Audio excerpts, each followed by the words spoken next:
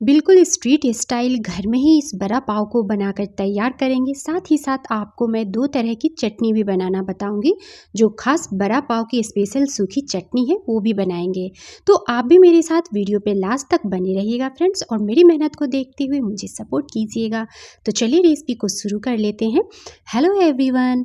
तो देखिए, जल्दबाजी में जब हम काम करते हैं ना तो क्या हो जाता है। तो देखिए मेरे साथ क्या हुआ। अब मुझे बेटी को स्कूल से लाने जाना था और जल्दी जल्दी मैं सोच रही थी कि करके जाऊं थोड़ा बहुत, फिर आने के बाद कर लूँगी। पर इतने में बाउल ही हमारे हाथ से छूट गया। पर कोई बात नहीं है। हमें यहाँ पे ले लेना है 1 कप बेसन, थोड़ा सा हमें हल्दी का पाउडर और 1/4 टीस्पून काली मिर्च का पाउडर, हाफ टी स्पून मैं यहाँ पे चाट मसाला पाउडर ली हूँ। उसके बाद 1/4 टीस्पून मैं यहाँ पे अजवाइन और क्लौजी और 1/4 टीस्पून रेड चिली का पाउडर ली हूँ। इन सारे ड्राई इंग्रेडिएंट्स को पहले मिक्स कर लेना है। उसके बाद हमें इसमें थोड़ा थोड़ा करके पानी डालना है। एक बैग सारा पानी मत डालिएगा, नहीं तो लम्स पड़ जाएंगे। थोड़ा थोड़ा पानी डालकर इसका हमें स्मूथ सा बैटर बनाना है। पर बैटर कैसा रखना है वो मैं आपको आगे आगे बताती जा रही हूँ। मेरी रिक्वेस्ट है फ्रेंड्स, अगर आपको मेरी आज की मेहनत और मेरी रेसिपी अच्छी लगेगी तो वीडियो को लाइक ज़रूर कीजिएगा और कमेंट करके मुझे ज़रूर बताइएगा आपको मेरी रेसिपी कैसी लगी और दुनिया के किस कोने से इस रेसिपी को आप देख रहे हैं। तो देखिए, इसका स्मूथ सा मैंने बैटर बनाया। बहुत ज़्यादा गाढ़ा नहीं रखेंगे तो बहुत ज़्यादा पतला भी नहीं रखेंगे। तकरीबन 1 कप पानी लग गया है इस बैटर को बनाने में। स्वाद के अनुसार यहाँ पे नमक डाल लेंगे और इसे मिक्स कर लेंगे। चलिए, ये घोल तैयार है, इसे हमें साइड में रखना है। नेक्स्ट प्रोसेस कर लेते हैं। अब मैं यहाँ पे ले रही हूँ लहसुन की कलियाँ। तो 3-4 मैं लहसुन की कलियाँ डाल ली हूँ ग्राइंडिंग जार में, और फिर हरी मिर्च को डाल ली हूँ। उसके बाद थोड़े से मैं यहाँ पे धनिया के पत्ते डाल ले रही हूँ। धनिया के पत्ते को अच्छे से वॉश करके फिर चॉप करके लीजिएगा। थोड़ा सा पानी डालकर इसे हमें ग्राइंड कर लेना है। तो मैंने यहाँ पे नमक का यूज़ अभी नहीं किया है, बस इसे साइड में रख देते हैं। सारी तैयारी हमें पहले कर लेनी है, उसके बाद ही हमें बड़ा पाव बनाना है। तो मैं यहाँ पे एक पैन में 1 चम्मच तेल, आधा चम्मच जीरा, आधा चम्मच सरसों के दाने और 1 पिंच मैं हींग डाल ली हूँ। उसके बाद मैं यहाँ पे कड़ी के पत्ते डाल ले रही हूँ। फ्लेम को मैंने मीडियम रखा है। अब हमें इसे मिक्स कर लेना है। इसी के साथ ही 1/4 टीस्पून में हल्दी का पाउडर, 1/4 टीस्पून में रेड चिली का पाउडर और हाफ टी स्पून मैं यहाँ पे चाट मसाला पाउडर ली हूँ। अब इसी के साथ ही मैं 3 उबले और मैश किए हुए आलू ले ली हूँ। आलू को पहले ही यहाँ पे आप उबाल कर ठंडा कर लीजिएगा। उसके बाद छिलके को हटाकर इसे मैश कर लेना है। अब मैं इसी के साथ ही ये धनिया की हरी वाली चटनी 2 चम्मच इसमें डाल दे रही हूँ। इससे जो हम बड़ा बनाएंगे ना, इसका स्वाद बहुत ही ज़्यादा अच्छा होता है। तो आप यहाँ पे हरी धनिया की चटनी ज़रूर ऐड कीजिएगा। फिर यहाँ पे स्वाद के अनुसार नमक डाल लेंगे, और बची हुई धनिया की जो चटनी है उसमें नमक मिक्स करके फिर उसका इस्तेमाल हम आगे करेंगे। अब इसी के साथ ही कुछ धनिया के पत्ते मैंने ऐड किए हैं। चलिए, ये भुन चुका है, अब इसे भी साइड में रख देते हैं। इसे हमें कर लेना है ठंडा। तो जैसे ही ये भुन जाए तो फिर आप इसे एक प्लेट में निकाल लीजिएगा और इसे ठंडा होने दीजिएगा। मार्केट वाले या फिर ठेले वाले जो आप बड़ा पाव खाते होंगे ना फ्रेंड्स, उससे कई गुना ज़्यादा टेस्टी ये लगता है खाने में। मार्केट का बड़ा पाव वगैरह तो हम लोग खा लेते हैं, वो हम लोग को बहुत अच्छा लगता है, पर हम ये तो नहीं जानते कि वो कई दिनों के तेल के साथ मतलब बड़ा पाव बनाकर तैयार करते हैं, कितने कितने दिन का तेल का यूज़ करते हैं। इससे अच्छा है कि घर में ही थोड़ा सा मेहनत करके अपने बच्चों के लिए और परिवार वालों के लिए इस टेस्टी से बड़ा पाव को घर में ही बनाकर रेडी करें। मैं तो अक्सर अपने घर में ही बना करके ये सब चीज़ तैयार करती हूँ। मार्केट वाला मैं बहुत कम ही यूज़ करती हूँ, मतलब बच्चों को कम ही देती हूँ। एक पैन में हमें तेल डाल लेना है। तेल के गर्म होते ही मैं यहाँ पे 5-6 लहसुन और यहाँ पे हरी मिर्च को भून ली हूँ। चलिए, अब मैं इसे भी निकाल लेती हूँ। आप अपने परिवार वालों के लिए भी चाहें तो फ्रेंड्स आसानी से इस टेस्टी तरीके से घर में ही बना करके उन्हें दे सकते हैं। बड़ा पाव हो, बर्गर हो या फिर कोई भी चीज़, मार्केट से कई गुना ज़्यादा बेहतर बनता है। हरी मिर्च में मैंने थोड़ा सा नमक डालकर मिक्स कर लिया है। फिर से एक पैन को रखेंगे गर्म होने। अब इसी के साथ ही मैं यहाँ पे तेल को रख दी हूँ गर्म होने के लिए। तो मैं यहाँ पे सरसों का तेल यूज़ कर रही हूँ। सरसों के तेल को अच्छे से गर्म होने देंगे। 2 चम्मच तेल को हमें इस बैटर में डाल देना है, जो बेसन का बैटर मैंने अभी बनाकर रखा था। 1 पिंच हमें सोडा डालना है।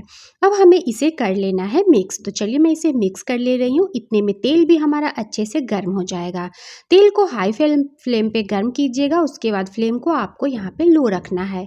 हाथ से थोड़ा थोड़ा सा इस बैटर को उठाना है और कुछ इस तरह से हमें, मतलब कि इसे आप क्या कहेंगे पता नहीं, इसे चुरमुरे टाइप से, मतलब समझ जाइए एक तरह से ये बूंदी जैसा ही हाथ से हमें इसे इस गर्मा गर्म तेल में डालकर और क्रिस्पी होने तक छान लेना है। इस तरह से इस रेसिपी का यूज़ ज़रूर कीजिएगा इस बड़ा पाव में। चलिए उसे भी मैं साइड में रख दी हूँ। अब जैसे ही आलू वाला मिक्सचर हमारा ठंडा हो जाएगा, फिर हमें इसमें से गोल गोल इस तरह से बॉल्स बनाकर रेडी कर लेने हैं। तो सारे आलू के मिक्सचर से मैं यहाँ पे बॉल्स बना करके तैयार कर ले रही हूँ। चलिए अब इसे भी हमें लेकर के चलना है साइड में। अब हमें इसे फ्राई कर लेना है। तो उसी तेल में मैं यहाँ पे डालकर इसे फ्राई कर ले रही हूँ, जिसमें अभी हमने चुरमुरा को फ्राई किया है। इस तरह से आप बेसन के घोल में इसे डालते जाइएगा, अच्छे से कोट कर लेना है और हमें यहाँ पे इस बड़ा को बनाकर रेडी कर लेना है। ये सारे प्रोसेस जब आप करके रखिएगा ना, तो आसानी से आप झटपट से ये बड़ा पाव बनाकर तैयार कर सकते हैं। फ्रेंड्स, अगर आज की रेसिपी अगर आप लोगों को अच्छी लग रही होगी तो प्लीज़ इस रेसिपी को ज़्यादा से ज़्यादा फ्रेंड ग्रुप्स में और फैमिली वालों के साथ ज़रूर शेयर कर दीजिएगा। और मेरी फिर से एक रिक्वेस्ट है, कमेंट करके मुझे ज़रूर बताइएगा आपको मेरी आज की मेहनत और मेरी रेसिपी कैसी लगी। तो चलिए इस तरह से मैं यहाँ पे बड़ा को बनाकर तैयार कर ली हूँ। अब एज ए स्नैक्स आप इसे खा सकते हैं, शाम में चाय के साथ भी, या फिर बच्चों को भी दे सकते हैं। ये बहुत ही ज़्यादा टेस्टी लगता है। अब नेक्स्ट प्रोसेस करते हैं। अब हमें यहाँ पे कर लेनी है सूखी चटनी की तैयारी, जो बड़ा पाव के साथ और भी ज़्यादा टेस्टी लगती है। तो मैं यहाँ पे ले ली हूँ 3 से 4 चम्मच मूंगफली। उसके बाद आधा चम्मच मैं डाल ली हूँ इसमें जीरा। तो उसी तेल में मैं डाल ली हूँ जिसमें हमने पहले यहाँ पे हरी मिर्च और लहसुन को भून कर लिया था। इसमें हमें बहुत ज़्यादा तेल का इस्तेमाल नहीं करना है। थोड़े से सूखे नारियल डाल ली हूँ और फिर मैं 2 कश्मीरी लाल मिर्च का इस्तेमाल की हूँ। 1 से 2 चम्मच यहाँ पे मैं तिल डाल ली हूँ। इन सभी चीज़ अच्छे से इसे रोस्ट कर लेंगे। उसके बाद इसे ठंडा कर लेना है। ठंडा होने के बाद ही हमें इसे ग्राइंडिंग जार में डालना है। तो चलिए मैं इसे ग्राइंडिंग जार में डाल ले रही हूँ। और इस चटनी की खासियत है फ्रेंड्स कि आप इसे 1 महीने के लिए भी स्टोर करके रख सकते हैं। इसमें जाएगा लहसुन की कलियाँ, जो अभी हमने भून करके लिए थे। इसी के साथ ही स्वाद के अनुसार नमक और 2 से 3 चम्मच यहाँ पे बेसन वाले जो चुरमुरे अभी हमने फ्राई करके लिए थे ना, वो डाल देंगे।